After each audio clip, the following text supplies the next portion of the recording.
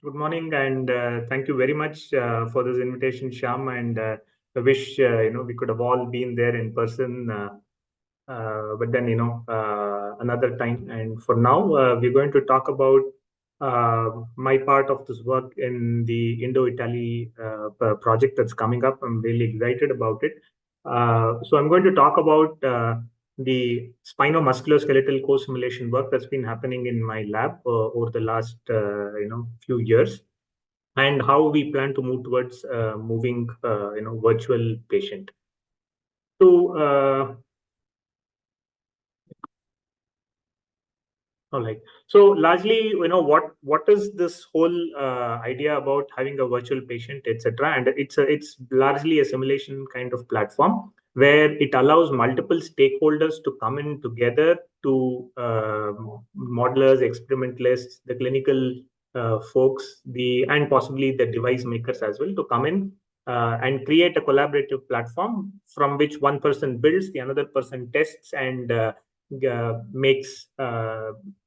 takes readings or uses insights and so on.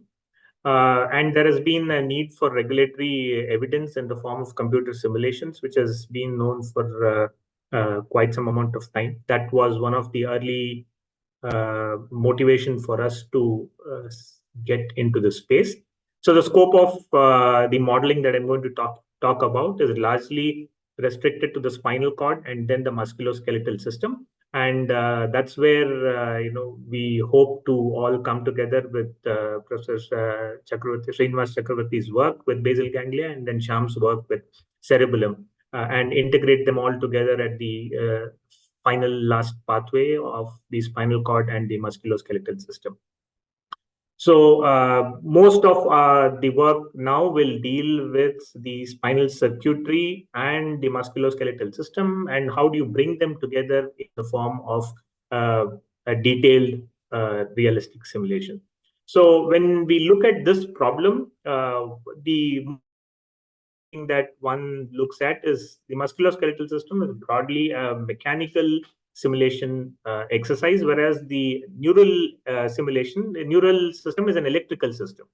And then these two need to be brought in together. Historically, they've developed separately, but now we need to bring them together. So it's in essence a bringing together of physiology and biomechanics. Along with that, the certain class of problems require a depiction of the anatomy as well. Anatomy also to be modeled within it. For example, if there are clinical use cases, then the anatomy also becomes impossible, and hence at the outset, we architected it in such a way that it will be able to bring together the biomechanics, the physiology, and anatomy at a variety of scales possible, from cellular to a bunch of networks. So the broad idea was to reuse a lot of the models that are available, model components, and bring them together to under this platform, which we call the Neuroid.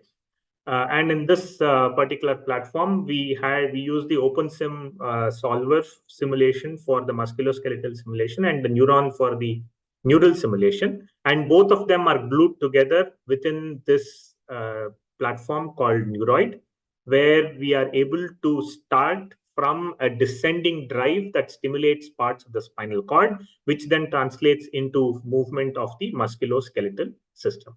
So this is the broad contour of what we have. And like I said before, we do have access to the anatomy and the physiology as well. And as I will show in some pieces of work, the anatomy also comes into play.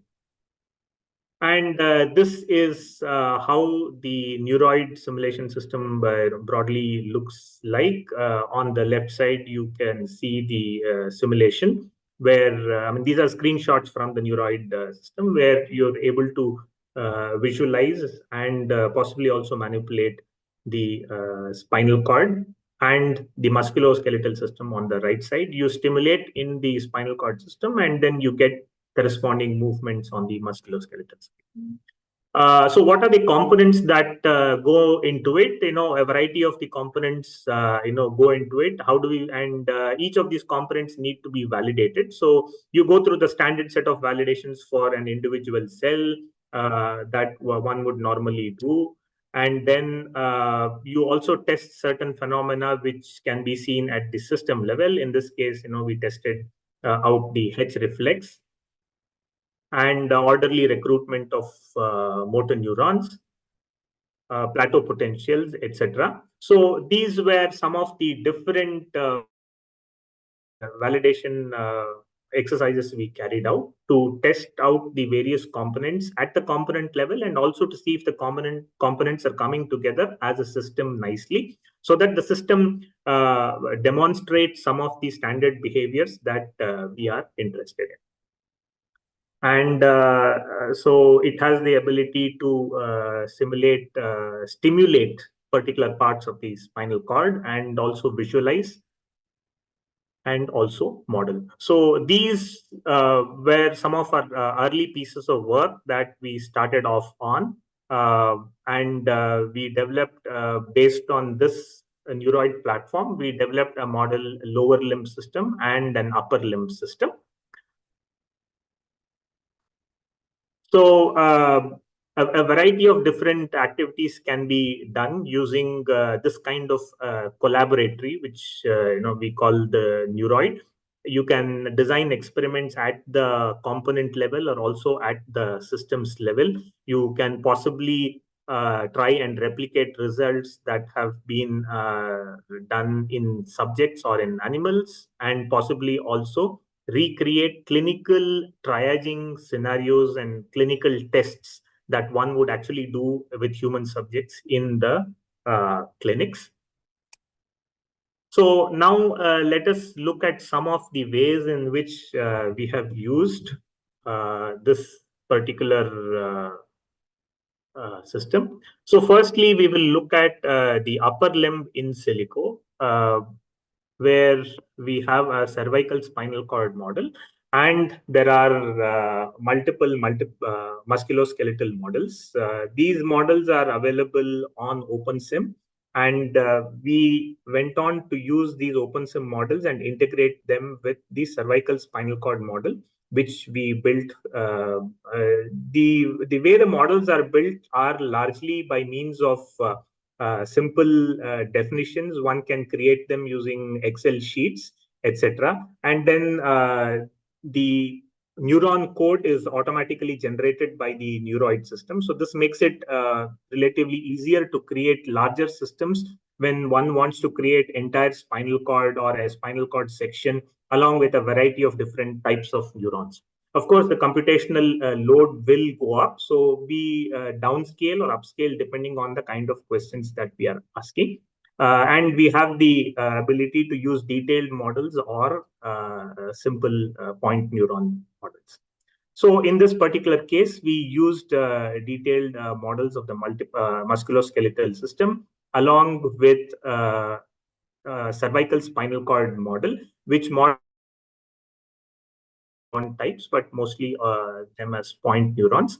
And the movements that you see here were actually generated by stimulation of the spinal cord. So one of the first questions that we asked ourselves is that very basic results that are known with clinical testing and with human neuroscience is that the different kinds of movements are elicited by stimulation of the spinal cord at various different levels. So it's a very, very basic kind of a sanity test, but in terms of modeling, it's a very huge step because you will have to integrate so many components at scale. So we sat down to verify if this is obeyed, followed in our particular model. We sat down to stimulate at various cervical levels and observed what are the movements that are generated in the musculoskeletal model by means of this. While earlier describing the creation of these models, I might have missed or glossed over one particular detail, which is that a notable feature of our models here is that we implement the complete loop between the musculoskeletal system and the spinal circuits in the form of efferent activity from the motor neurons going to the musculoskeletal model, and then the musculoskeletal model moves, and then the spindle efferents and all the other efferents are again calculated based on the the state of the muscle, and they are fed back into the spinal cord, constituting a complete closed loop. So creating this closed loop with two different simulators running their simulation simultaneously is typically the challenge. It's a huge challenge in terms of engineering. It's an engineering challenge, but nevertheless, it's something that's required if we want to start this. So along with this open loop and closed loop configurations, we started to stimulate at various cervical levels.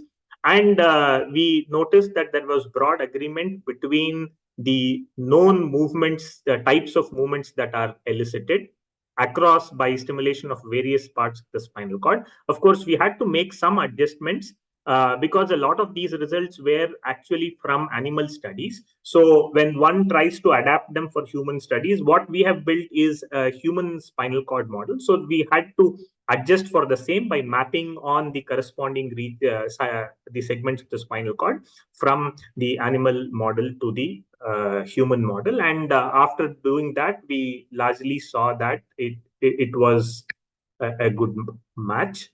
Apart from that, now we also got down to testing things out. It's pretty much like, you have we've just built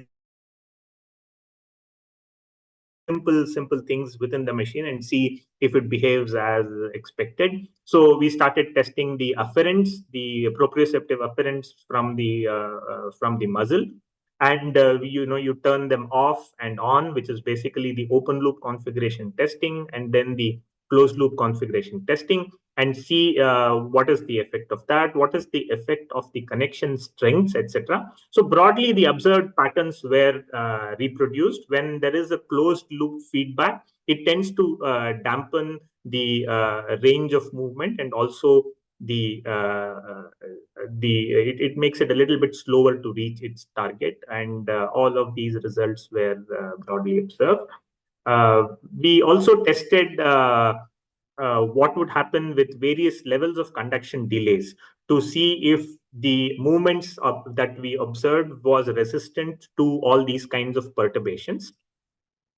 And we did segment-wise simulation. And most importantly, you could stimulate at one location and get one particular kind of movement. But the question was, as when we do continuous movement, we know that the stimulation pattern to the spinal cord is continuously changing. So it is almost as if there are sequences of these patterns that we have been testing. Although we had been initially testing only with stimulation to particular levels of the spinal cord. So now we started testing with sequences of stimulations in quick succession, one after the other at various spinal cord levels. And we found that these sequences of movements are actually integrated well by the system, and we get smooth continuous movement. And these are two examples of such movements that we went in with. Okay. So next we started asking, so now let us we have a reasonably well-behaving upper limb model, hand model. Now let us try to ask some kind of clinically relevant questions with this particular model.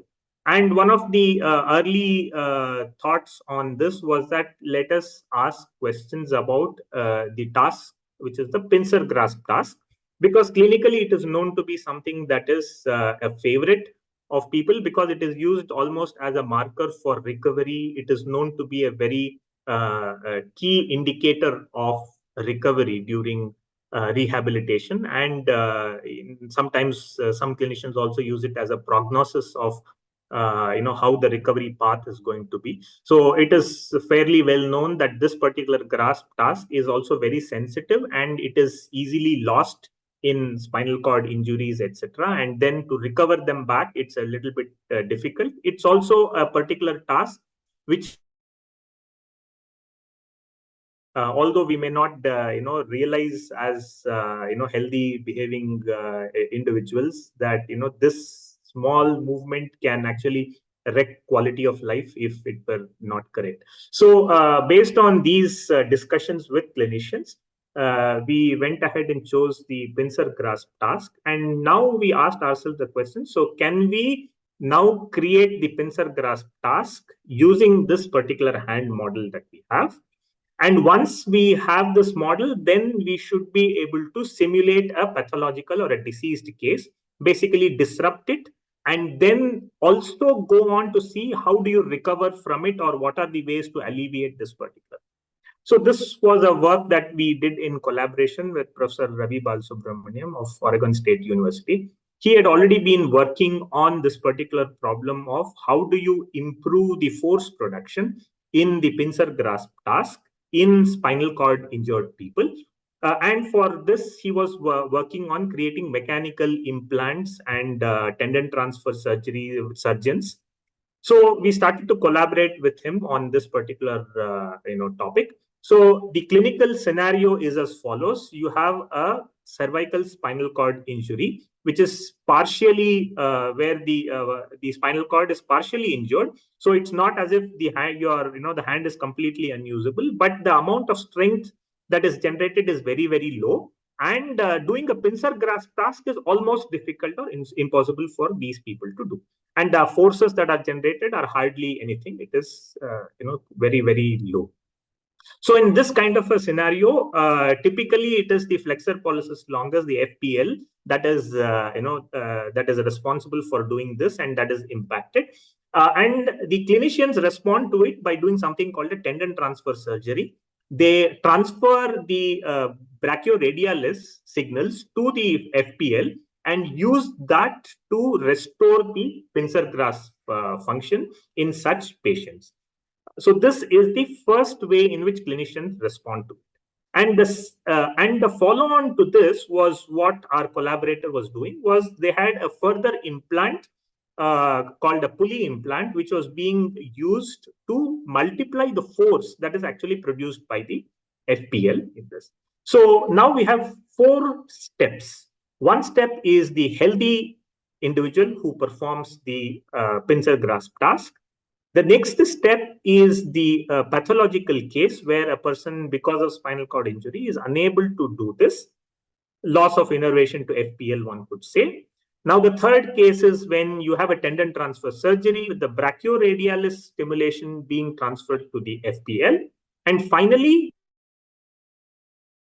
with a mechanical alteration where a pulley is placed in amidst the at the tendon, and effectively giving a mechanical advantage to the FPL.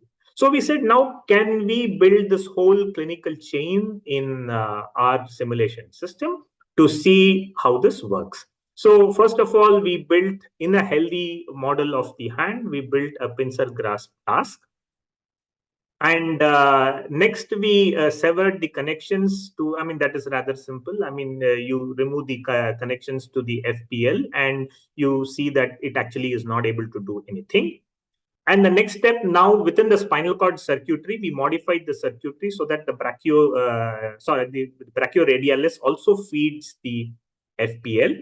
And corresponding changes were also introduced in the musculoskeletal models for which were available, and we used those models along with our spinal cord models. So with this, we tested what happens to the tendon transfer once the tendon transfer surgery is done. How does it work? And here we also were interested in asking this question of how does it behave in the case of open loop and in the case of closed loop. Now, the open loop and closed loop cases are significant largely because when people develop these implants, they are tested in cadaveric hands.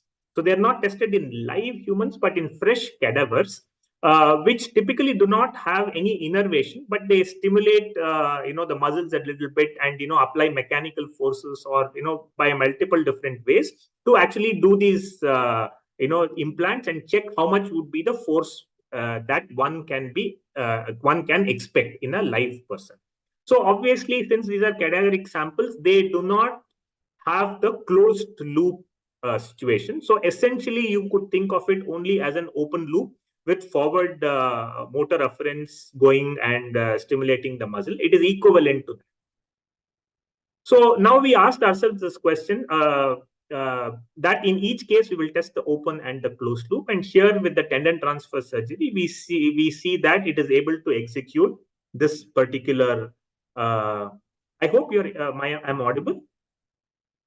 We can hear you. Okay, fine. So because I just got a call from an unknown number, I thought maybe it's one of you, calling to say the voice is broken. So thanks. So you looked at the tendon transfer surgery, and now the touch pad is the pad of the index finger, and you see the spherical ball, which is basically the thumb, coming and impacting the touch pad. The touch pad is placed in that place so that you can measure the forces that are impacted. And we see that the tendon transfer surgery does work. You're able to execute, although there are some small differences, which we will come to. You can notice, how it impacts. And now, same thing is also done with the pulley implant with an open and a closed loop. Now, to look at in detail about how each of these changes happen. So we look at the thumb extension flexion in degrees. So you can see that the healthy hand in this case actually flexes very less, but it actually executes the thumb the task, executes the pincer grasp task. Now the tendon transfer and the pathological models also do it, but we do notice now that it takes much longer for it to do. In the time axis, it's around 800 milliseconds, whereas the uh, healthy hand does it in about 300 milliseconds. Okay, so now we went back to the simulations to understand what is happening. So it does turn out that the healthy hand makes contact with the healthy thumb, makes contact with the index at a slightly different location, which is towards a distal end and something that is very close to itself. Correct. However, in the tendon transfer and the other model, it makes contact somewhere more proximal to the index, and hence the flexion is much more. Part of this could be due to the way brachioradialis only getting transferred, etc., could be working, but part of it we suspect is also due to the some of the model constraints, because of which it's making contact at a slightly different location. So not all of it is because of the circuitry or changes in the model. However, between the tendon transfer and the pulley model, one can notice that the pulley model it flexes itself much more to make this contact. It makes contact somewhere here and not here, like a healthy hand would do. Both tendon transfer and pulley model make it here, and you can see that the pulley model properly makes it at a much more proximal area. However, it does it much faster. So now you can we also start looking at the forces that are actually exerted in the closed loop, open loop, and all of that. And we find that as a healthy hand generates about 22 newtons of force, which goes down to almost zero in the pathological case. But with a tendon transfer surgery, it's able to generate about 9 newtons. And with a pulley-based model, this goes up to about 14 newtons. But our closed loop simulation suggests that there will be a reduction. Expect to see in a cadaver study. We believe as of now that one may not actually get that much force, and the force will be slightly lower than that in this case. And this particular result, this last part of the result with closed loop, we will need to wait until they go into clinical trials to see if that works true or not. So this is kind of what it is. So the next piece of work that we did was largely a virtual triage. So we do a virtual triage. Here for a spasticity case. So this is now on the lower limb. We move from the upper limb to the lower limb. And on the lower limb, we ask ourselves a question. So for spasticity, a very standard clinical test is this clasp knife effect, where when you try to flex the knee, initially there is a huge resistance, and suddenly the resistance gives way and the flexion is almost complete. So here again, the process we apply is very similar. we first create a lower limb, take a musculoskeletal model, create the lumbosacral spinal cord model. Then we connect them with the closed loop and all of that. And once this is ready, then the next step is to actually create that particular behavioral task in this particular case. In this case, since the task, so what we are seeing here is this task being done in the supine position.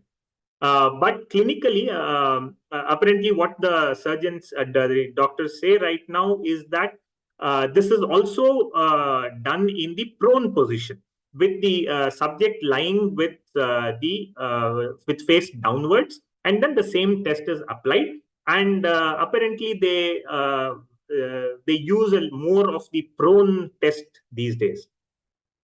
So this is the test that we had to do. Now the question here is, of course, in the previous case of a pincer grasp, there were no external forces involved. It was all forces generated. It was volitional action. So the forces were generated by descending drive to the spinal cord. But in this case, as you can notice, the clinician is applying an external force.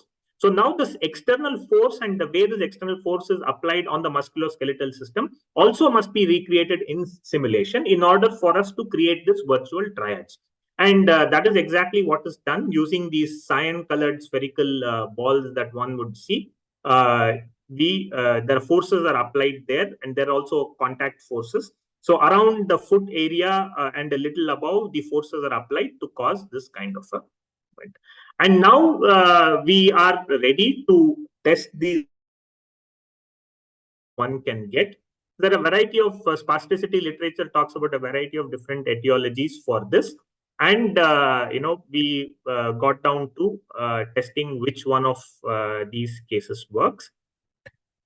Right. So firstly, with the virtual triads, one can see what is the knee joint angle trajectory. So the normal one is the orange on the left graph here. Even normally, one does see this where there is a slight slowing down of velocity. You can see the velocity graph on the right and the joint angle on the left. It slightly slows down, and then it goes on its way, all the way, okay, and then goes back. So, but what happens in spasticity is, you can see in the blue curve here, it actually stays here for a good amount of time, and then suddenly it moves. And this is when the velocity almost touches zero. This is called the catch phase, when the extensors are, refusing. Extensors get locked up, and then they suddenly they give way, and then the flexor completely is able to do this. So the broad reason for this kind of clasp knife effect is that in the early stage, the extensor afferents are actually locking up. And then in the later stage, it is the flexor reflex afferents that come into play, and they remove this inhibition, and then the flexors start to completely flex. So we could broadly show that this is and what you see here as spastic is the standard that is taken as the standard trajectory that was taken from the Burke, the ideal spastic case, and we compared with it, and it was found to be broadly matching. So now we also asked ourselves the question, how sensitive is this to the timing of the signals between the neural and the musculoskeletal side? So we broadly jittered the two kinds of signals, which is basically the extensors and on the flexor side. When only the end, we gave two kinds of jitter, one with a mean of about 50 milliseconds jitter, the other is around 100 milliseconds jitter. Now, when the signals to the extensor afferents are disturbed, then what happens is that the temporal trajectory of this particular task changes. You can see that the temporal trajectory has changed. You either have delayed catch or you have an early catch. Whereas when the flexors are perturbed, it doesn't do that. So presumably because it's not involved in the early catch phase, and it is the extensor. Now also tested how does spasticity emerge very gradually with the loss of descending drive. So you can see now that with up to about 40% of loss, you don't see this clasp knife effect. But somewhere around 50%, it starts to increase. This effect starts to increase, and the clasp knife effect comes into play. You see the catch and the release. So now we move into the final section, for which we started a long time ago, and we said, now can we start doing a virtual patient, which would basically mean we now have a model that demonstrates certain particular behavior. We have a healthy case and we have a pathological case. But now, can this model itself be scaled, tuned, etc., based on some parameters of a particular person? So once you are able to do this, we start moving into the realm of a virtual patient. Until then, we only have a computational model. So in this particular case, we took the actual physical measurements of the person based on the mocap data, and we scaled the musculoskeletal model accordingly. And then we said, now what is and then the whole process all over again to see how the patients go. And we found that it has a very delightful amount of small subtle variations in how this is still the healthy task. There's not much catch and release. But then now we said, now that we have created a biologically matching healthy graph or a healthy model which matches the experimental data. So this was based on the experimental data, which was basically collected along with our collaborators in the Swinburne University. So Avinash, my student who traveled to Swinburne, he was there for a year. So along with our collaborators at Swinburne, we performed these clasp knife, basically these kind of modified Tardieu task, modified Tardieu test. And this was recorded experimentally. And this experimental data was taken to create our virtual patient by modifying our musculoskeletal model. And we saw these smaller variations, which are all matching with it. Now we asked ourselves the question, but now these patients are all healthy patients. They are not spastic patients. But now we ask this question, that if this particular virtual embodiment of the subject were to have a spasticity because of loss of descending drive, then how would spasticity actually emerge in each of these particular patients? And this is what we started to see, that in a we see that there are 4 virtual patients here, patient 1, 2, 3, and 4. And now we start to see that the thresholds at which somebody, a person will actually start to show spastic symptoms do start to change. So different people have different thresholds at which they will, make the transition from healthy, no symptoms, no visible symptoms, to the spastic symptom stage. So this is just the start of this whole saga, and we plan to start doing more and more customizations of the model to match patient records. So the broad areas, the broad methods we apply is, we have we have a gait lab with a full motion capture labs, along with both video cameras and IR cameras, and all of the and force plates and the whole set of paraphernalia.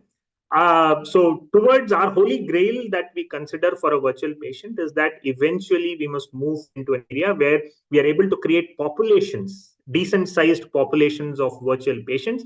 So you will be able to calculate trial to trial variability, patient to patient variability, subject to subject variability, and all of these kinds of factors that one needs to understand. And this is where we want to move towards. And in this particular direction, we are keenly looking forward to see how we can integrate with a lot of the models of basal ganglia and cerebellum that are being developed by Sham and Srini's groups, and try to see how.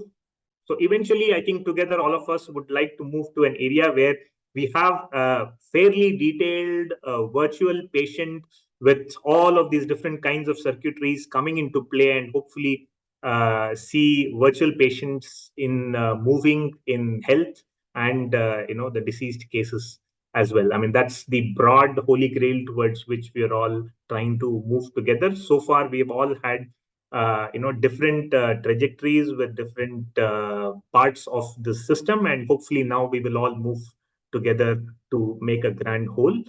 So these are some of the publications that were presented here, and most importantly, these are the students who've all made it possible, and a huge thanks and a huge hats off to all of them. Raghu was my first student. He has since graduated. Madhav has also graduated. Kapardi and Avinash are on the threshold of graduating. A large part of the work that I demonstrated, that I talked about today, basically comes from Kapardi and from Avinash. Kapardi has been running this collaboration with Oregon State University on the upper limb, and Avinash with Swinburne. And finally, Yashaswini, whose work was in this on all of these gate labs and their analysis, etc., is going to come out from Yashaswini's work shortly. So thank you very much for giving this opportunity to be here today.